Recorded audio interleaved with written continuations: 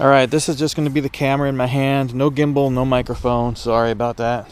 I always get on people for not using a microphone. It just happens to be raining today, which sucks. It's going to rain like all week.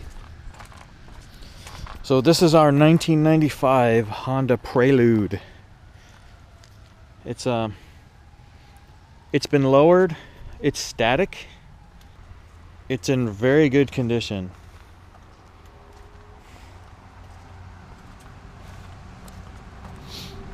It's got a Sabon carbon fiber hood. The hood, there's nothing wrong with it except for something on the finish. And in the video, I'll put a link in the description to what we do to make it look good, as well as an annotation right now at the bottom of the screen. But it has some white spots on it. I don't know how to get rid of them, but we can cover them up when we take the car out to shows and stuff. This car, we've owned it for 12 months. We've put about 5,000 miles on it. We don't ever hardly drive it. It just sits here on weekends we take it out to like cars and coffees and things. The motor is an H22A swap. The motor itself has about 70,000 miles on it. The chassis has just over 200,000. It has the front lip. It's been lowered a little. It's got Ray's G-Games wheels on it. And it's funny, this rust on the rotor right there comes off. It comes and goes. Those are brand new brakes. They're just simple, standard vented discs. It used to have slotted and vented rotors on it, but they were bad. They were all scratched up, so we had to take them off. But the back still has them. It's got the slotted and vented rotors on there. The paint on this car, the guy that we bought it from said it was a 4-year-old paint job. I don't necessarily believe that. It's got a couple spots like here, right here on the back fender right there. And you can see where it's hard because it's wet. The paint's a little faded in certain spots right there and on the trunk lid right there. Overall, it's in excellent condition, really. The Prelude badge just fell off. It's inside the car. It's not the prettiest looking thing. Like, it'd be nice if this was powder coated or whatever. But it has headers on it. It's got an AAM cold air intake. Goes all the way down to about here. It's got an Apexi M1 exhaust, which it's not too fart canny. It's not very fart canny. It actually sounds pretty good, especially when you hit the VTEC. This is a dual overhead cam VTEC. And let's go look at the interior for a second.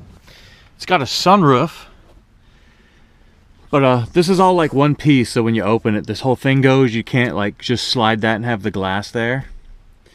The interior's in very good condition. The subwoofer is actually in there, but it's not hooked up. There's no amp for it. Whoever owned this car before took the amp out.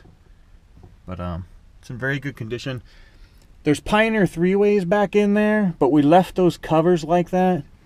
We were gonna fix them and make them look black, but we figured it makes it look nice. I like crappy covers on the speakers, so you never know what's in there. And this is what the interior looks like.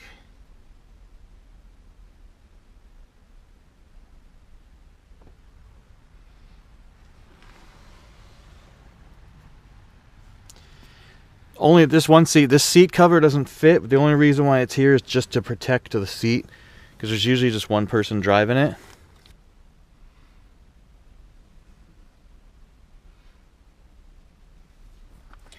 The shifter knob has been replaced. We still have the original, and the only thing wrong in here is this thing, this cup holder. It like slides out. I don't know why. I don't know if there's a way to attach that or not. And the little cover thing's broken, but it's there. We don't allow food or drink in our cars anyway. All the stuff I'm about to say that's wrong with the car is all like stupid little things.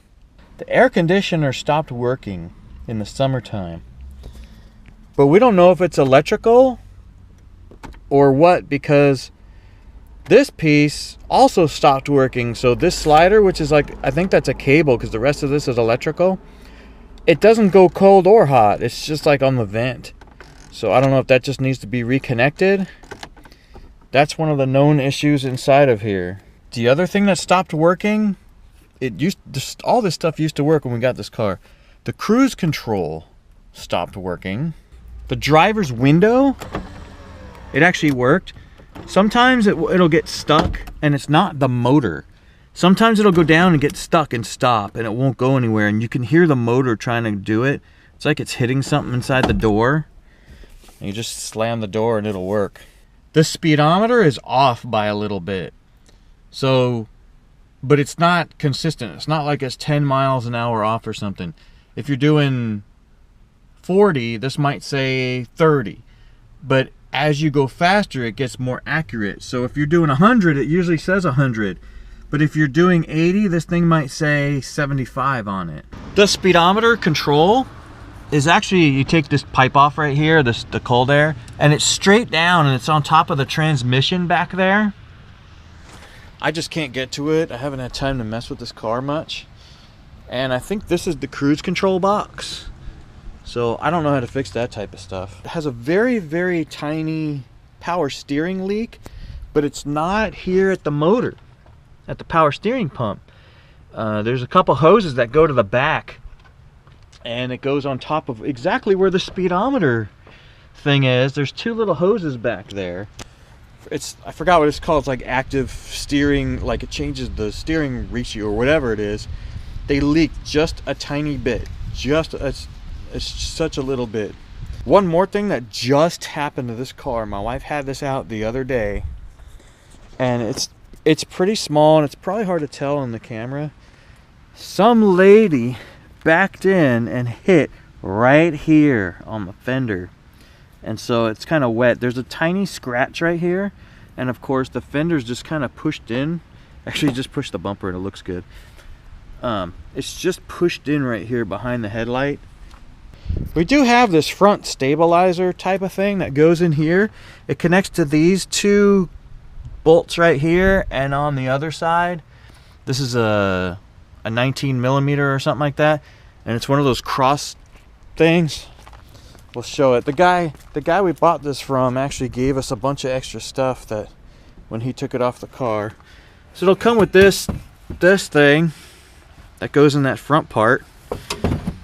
This is the jack cover. It goes right there for the jack.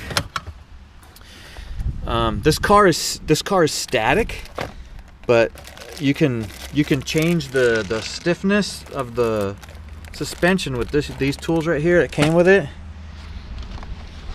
It's got the original book.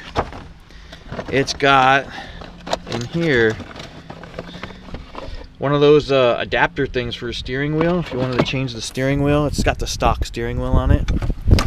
It's got the original turn signal things, which are yellow. The ones that are on here, it is yellow bulb.